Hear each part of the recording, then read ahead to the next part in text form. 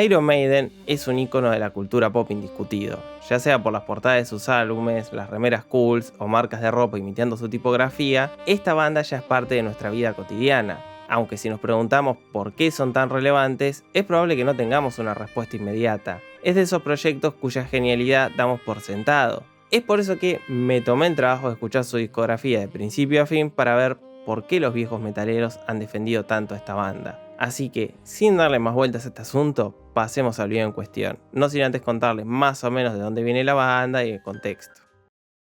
Como ya he dicho en varios videos, rastrear el inicio del heavy metal es una tarea complicada. No existe un momento donde oficialmente inicie este género, o mejor dicho, movimiento cultural. Sin embargo, podemos nombrar discos fundamentales como Machine Head de Deep Purple y el homónimo de Black Sabbath. Obviamente, esta afirmación es reduccionista, pero explica por qué muchos jóvenes ingleses empezaron a explorar este sonido novedoso. Como pasó con Steve Harris, quien el 25 de diciembre de 1975 formó lo que hoy conocemos como Iron Maiden. Dicho sea de paso, es irónico cómo una banda asociada al satanismo nace en Navidad. Pero bueno, no voy a detenerme en los cambios de nombre y la cantidad de miembros que pasaron por esta banda porque no tiene sentido. Lo que nos interesa a nosotros es que Steve Harris y sus amigos empiezan a tocar en pubs de Inglaterra por 5 años hasta llegar a una formación más o menos estable. Paul Diano en la voz, Dave Murray y Dennis Stratton en guitarra, Steve Harris en el bajo y Claire Byrd en la batería. Ellos son los encargados de grabar el homónimo de Iron Maiden en 1980. Este es un disco importante porque vamos a encontrar la génesis de lo que sería el sonido clásico de Maiden, riffs de guitarra veloces sobre un groove de bajo que sirve para darle cuerpo al track, lo cual es usado para contar historias tétricas como por ejemplo en Prowler, donde narran las aventuras de un pervertido atacando mujeres.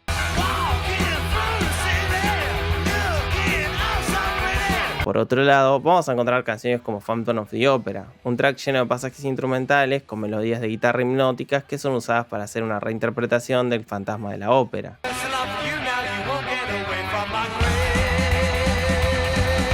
A mí por lo menos, este disco en general me parece una genialidad. Tiene muchos elementos que ya se encontraban en el rock progresivo, pero le incorporan esa espontaneidad que podríamos encontrar en el punk. De hecho, el track Running Free tiene cierto espíritu punk.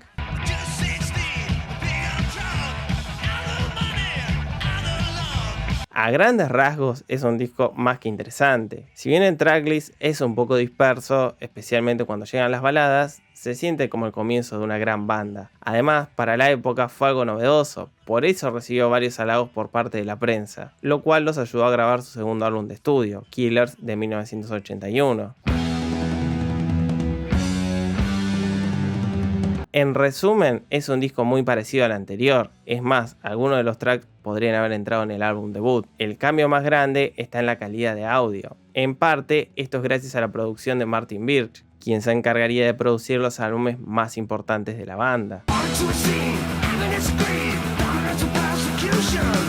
Por el lado de las letras, vamos a encontrar relatos oscuros como Murder in the Rue Morgue, el cual está basado en un cuento de Edgar Allan Poe. También vamos a tener instrumentales épicos como Genghis Khan. Es buenísimo cómo interactúan las melodías de la guitarra con el bajo y la batería. Por fuera de lo musical, acá es donde empiezan a aparecer problemas, dado que trabajar con Paul se torna complicado producto del abuso de sustancias. Por eso es sacado de la banda. Aunque este cambio va a ser crucial, si se fijan, en este disco se nota que querían hacer algo un poco más complejo y teatral. Ahí es cuando suman a Bruce Dickinson, quien por ese entonces era el vocalista de la banda Samson. Con él es quien graban uno de los discos más importantes del metal en general, The Number of the Beast, de 1982. Lo que hacen en este disco es genial. Para empezar, en Invaders tenemos un track sobre vikingos saqueando pueblos, el cual sirve para que Bruce se luzca como cantante. Es sorprendente cómo puede llevar a lo musical ese relato tan épico como violento. Todo esto acompañado por un instrumental que ayuda a potenciar la violencia de esta historia. Ahora, el track podría tener una mirada un tanto más política, dado que se lo puede interpretar como una crítica a Europa como potencia colonizadora. No me parece casualidad que en este mismo disco esté Run to the Hills, una canción sobre pueblos originarios siendo masacrados por europeos.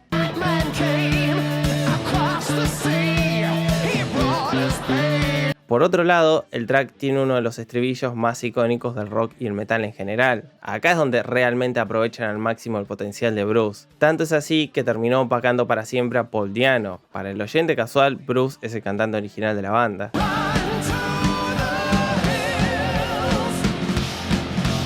Después vamos a tener canciones inspiradas en relatos ficticios como Children of the Damned, una balada inspirada en Village of the Damned, o The Prisoner, el cual toma como inspiración la serie televisiva con el mismo nombre, esa donde estaban todos los tipos atrapados en una isla. Lo interesante de estas canciones es su capacidad de contar historias a través de la música. Los tracks van teniendo una progresión realmente interesante, no es que los solos de guitarra están solamente para ostentar o que Bruce pega esos gritos para mostrarle al mundo que es un tremendo vocalista. Todo está en función de ir construyendo un relato con distintos estados de ánimo. Aunque, si hablamos de ficción, tenemos que nombrar una de las canciones más icónicas del metal, The Number of the Beast.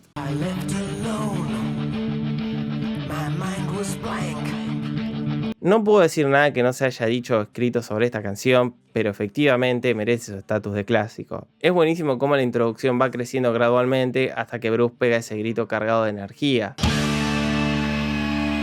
para después ir narrando esta historia de un tipo teniendo una pesadilla satánica. Por esta canción y por el arte de tapa fueron vinculados con el satanismo.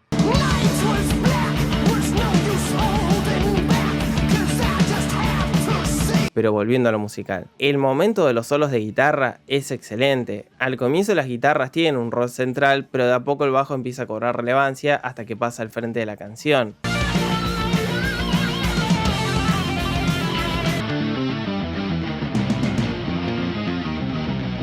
Y como si a este disco le faltaran momentos geniales, el cierre es una de las mejores canciones jamás escritas, Hallowed Be Thy Name.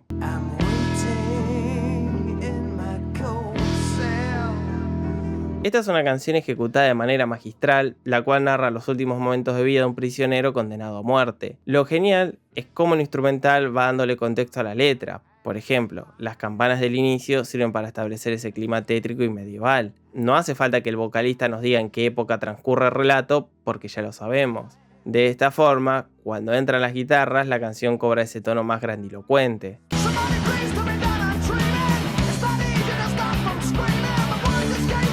Que más allá del virtuosismo técnico, todo tiene una función narrativa que ayuda a construir ese final dramático.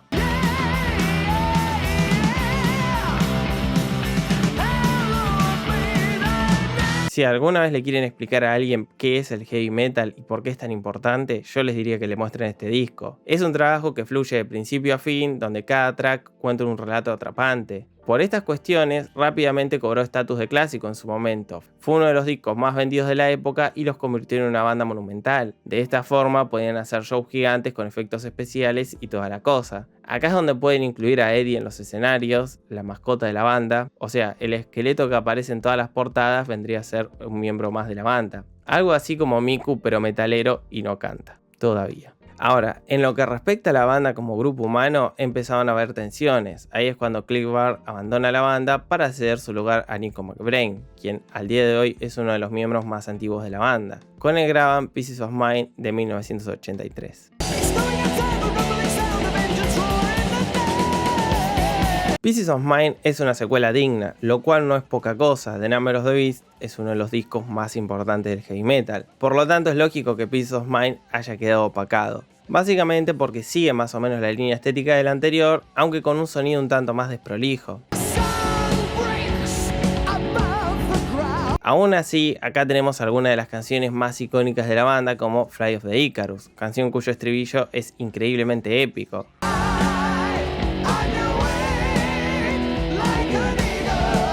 También está The Trooper, prácticamente un himno del heavy metal. Sacando que el instrumental es excelente, es una canción que solo puede cantar Bruce Dickinson. Su forma de narrar campos de batalla es genial. Menos mal que se dedicó al metal y no se metió a cantar ópera.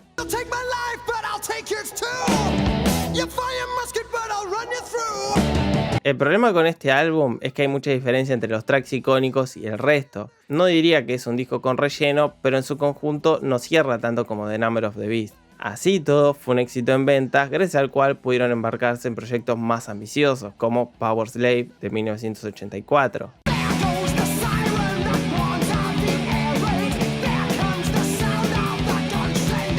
Este es otro de los contendientes a mejor álbum de la banda, gracias a tracks como Ace High, donde vamos a tener riffs de guitarra veloces sobre los cuales Bruce narra una batalla aérea. Aunque a diferencia de trabajos anteriores, en este incorporan estribillos melódicos que aportan a esta cuestión teatral, pero al mismo tiempo los convierten en atractivos a un público tal vez no tan metalero. En palabras menos rebuscadas, tienen estribillos cantables.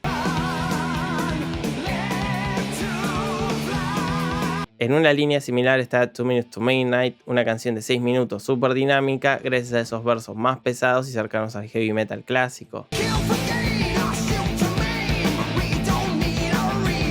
los cuales cobran sentido gracias al poder del estribillo, que más allá de la buena ejecución, me gusta cómo está mezclado. Hay toda una construcción interesante con distintas capas de voces.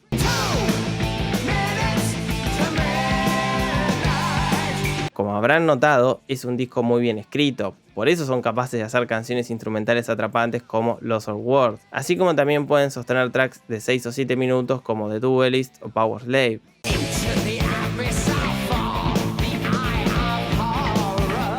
Incluso está The Rime of the Ancient Mariner, una canción de 14 minutos con distintos pasajes basada en un cuento con el mismo nombre.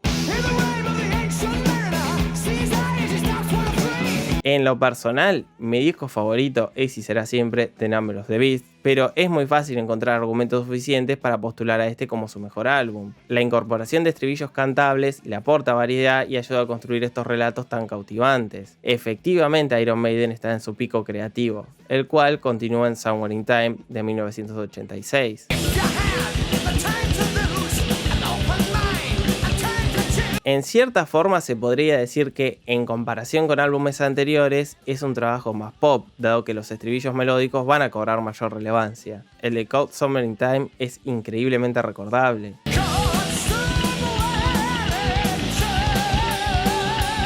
Lo mismo corre para Wasted Years, una canción que se inclina más para el hard rock, o Heaven Can Wait, donde encontramos uno de los mejores estribillos de su discografía. Al mismo tiempo, siguen haciendo canciones complejas que escapan a la duración promedio del rock radial, pero además empiezan a sumar capas de sintetizadores para agregar texturas a la paleta de sonidos del grupo.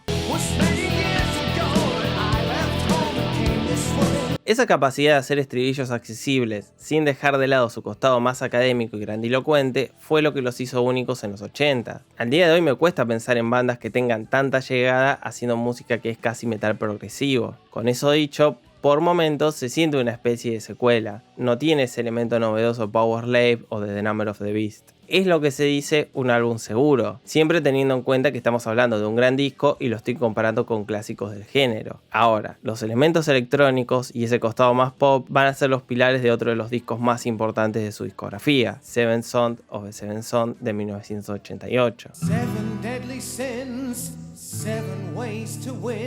Este es otro de esos trabajos donde Iron Maiden puede darle una vuelta a lo que venían haciendo. No solo los sintetizadores empiezan a cobrar mayor relevancia, sino que es casi metal progresivo. De hecho, es un álbum conceptual basado en la novela de Orson Scott Card, Seven Son.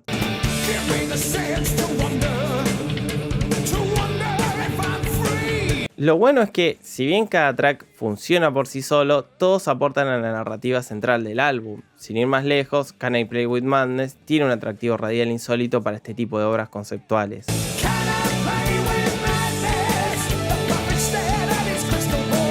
Cabe aclarar que de a ratos el concepto se pierde un poco, no está llevado de forma muy explícita y no solo eso, las canciones hacen referencia a otros clásicos de la literatura como The Evil That Men Do, el cual viene de una cita de Shakespeare. Como habrán notado, es una banda extremadamente europea.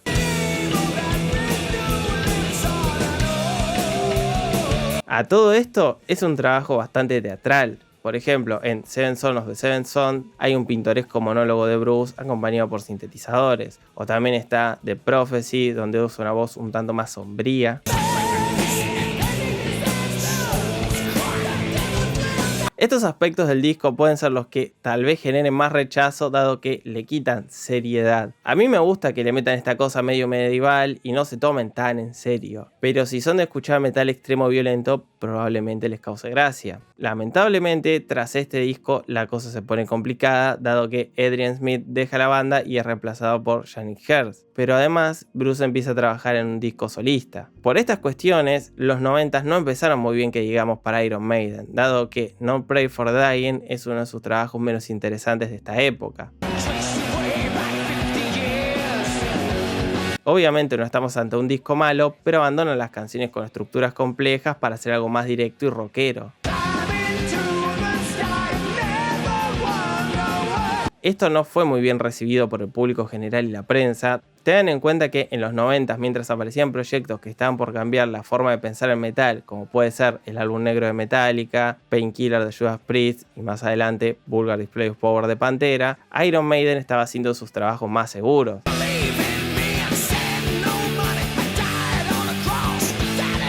Así todo hay canciones recordables. Tail Gunner me parece un gran comienzo y Holy Smoke siempre me pareció una canción simpática. Me gusta que tenga ese toque medio bizarro.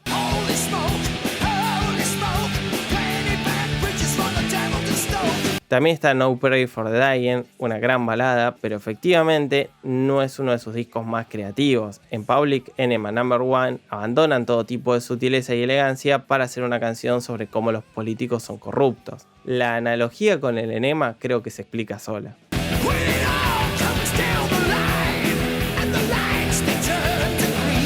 El problema con esta etapa de Iron Maiden es que empiezan a construir discos más dispersos. No fluyen tan naturales como los clásicos de los 80. Lo mismo aplica para Fear of the Dark de 1992. Este es un disco que tiene la particularidad de ser uno de sus álbumes más recordados, pero al mismo tiempo no es de sus mejores trabajos. Nuevamente aclaro, no es lo que se dice un disco malo, pero si lo comparamos con los trabajos de la banda hasta el momento, se lo siente mucho menos consistente. Sacando canciones icónicas como Be Quick or Be Dead o Afraid to Shoot Strangers, el disco se siente largo y disperso.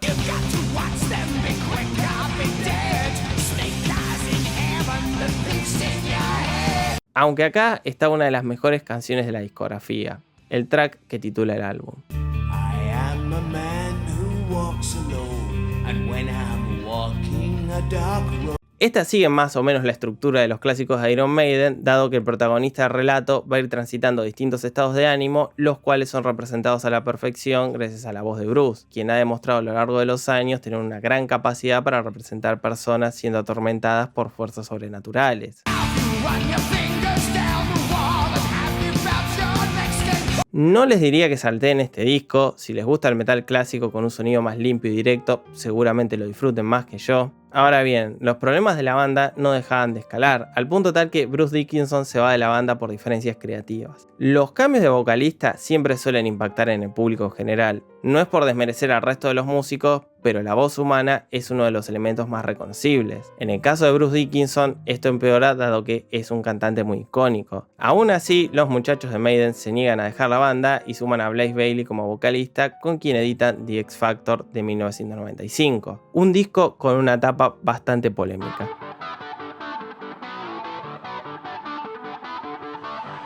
Por fuera de la portada, es un disco que intenta meter un sonido tétrico mediante el uso de sintetizadores y canciones estructuradas de forma compleja, lo cual sería atractivo si tuviesen a Bruce Dickinson como vocalista. Cuando entra a cantar Bayley, el disco se cae. Lo peor de todo es que no es un mal cantante, tiene una voz bastante particular que encajaría en una banda de metal con un sonido más sucio y directo. Claramente estaban componiendo con la voz de Bruce en mente, pero además no estaban siendo muy creativos que digamos. Los problemas respecto a la composición venían desde hace rato, acá solo terminan de empeorarlos.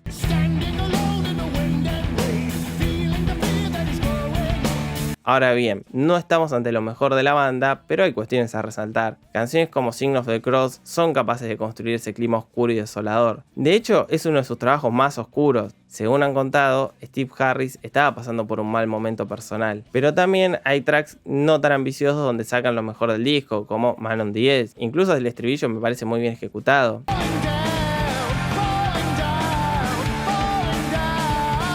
Tras este álbum no tan grato, en 1998 editan Virtual X, aunque en este la portada está mucho mejor.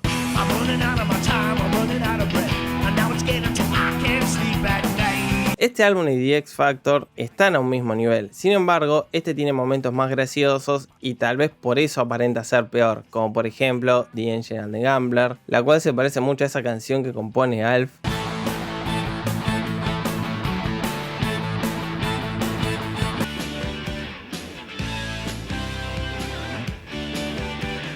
Además, la versión del álbum dura 9 minutos, haciendo que una canción simpática se torne insostenible. O también está el estribillo de Lightning Strike Twice, donde la melodía de la voz apenas entra.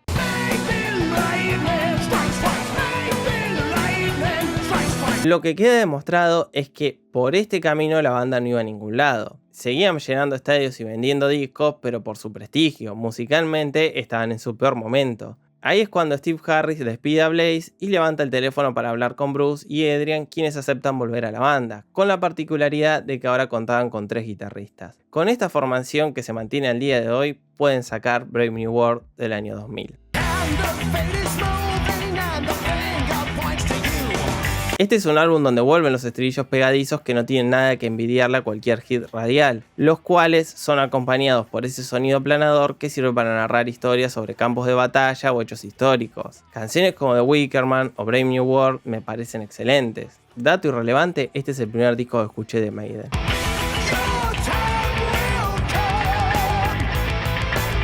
En lo personal me parece uno de sus mejores trabajos post-80s, creo que el paso del tiempo y la distancia los ayudó a repensar hacia dónde ir con la banda, pero además en su momento se sintió refrescante. Tengan en cuenta que la mayoría del metal popular era new metal y post-grunge, que una banda como Maiden fuese capaz de traer la nostalgia del metal ochentoso era impensado.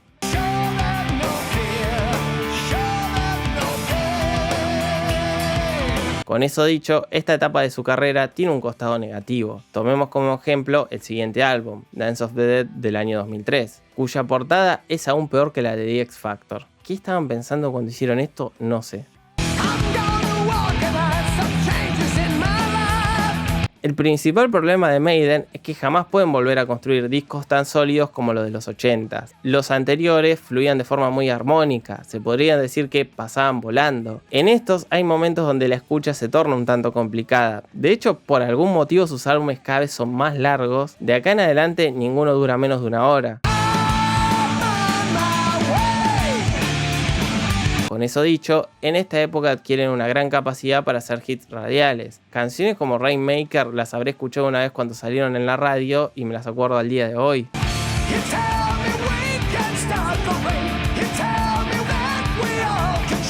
Por eso no les diría que salten este disco. El Iron Maiden de los 2000 tiene mucho material interesante, como por ejemplo Mother of Life and Death del año 2006.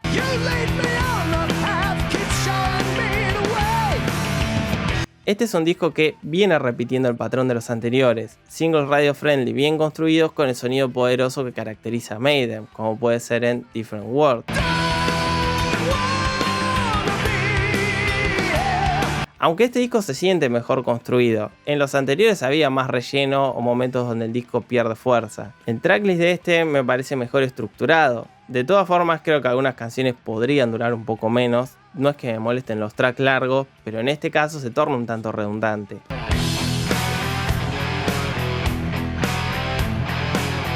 Críticas aparte, estamos hablando del 14º disco de la banda. Es increíble cómo pudieron renovar su sonido para seguir haciendo música que no dependa de su legado. Es un disco disfrutable por sí solo. Tras este disco, la cosa cambia un poco, dado que el grupo deja de hacer canciones radiales, lo cual tiene sentido. Ninguna banda del planeta se promociona por medios tradicionales. Es por eso que de acá en adelante empiezan a hacer discos aún más largos y ambiciosos, como The Final Frontier de 2010. Siendo completamente honesto, acá es donde su discografía me pierde. Reconozco que es un disco interesante y atractivo, algunos de los riffs de guitarra son geniales, como en El Dorado.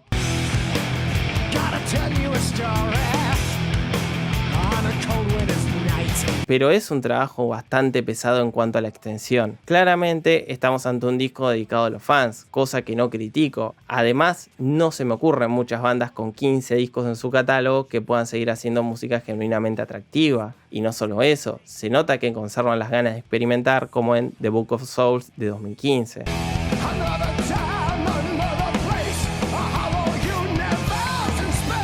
Este me parece uno de sus mejores trabajos de los 2010. Siguen con esa tendencia de hacer discos cada vez más largos, pero acá siento que la duración está un poco mejor justificada. Incluso el cierre del álbum, que es una canción de 18 minutos, me parece genial.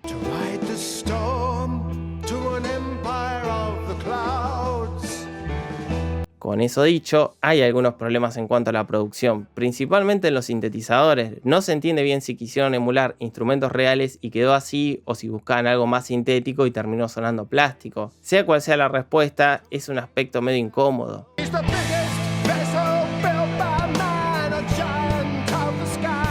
Por eso, más allá de ser un álbum interesante en su catálogo, no recomendaría nunca empezar su discografía por este LP.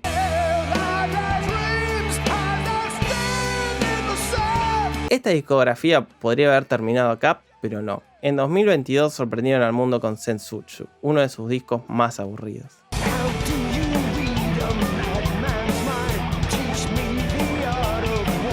Desconozco la motivación detrás de este proyecto, pero es bastante denso. Otra vez vamos a encontrar canciones larguísimas que, si duraran menos, harían la escucha un tanto más grata.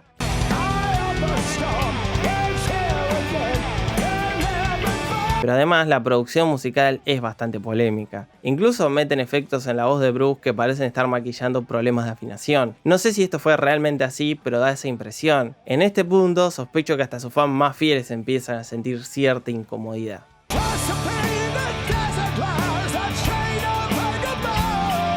Y con este final anticlimático termina la discografía de Iron Maiden hasta el momento. Teniendo en cuenta el historial, no descartaría que vuelvan a sacar un discazo en un futuro no muy lejano. Y si no es así, no importa tanto, ya le dieron suficientes clásicos al metal. Si quieren dedicarse a la bachata, están más que justificados.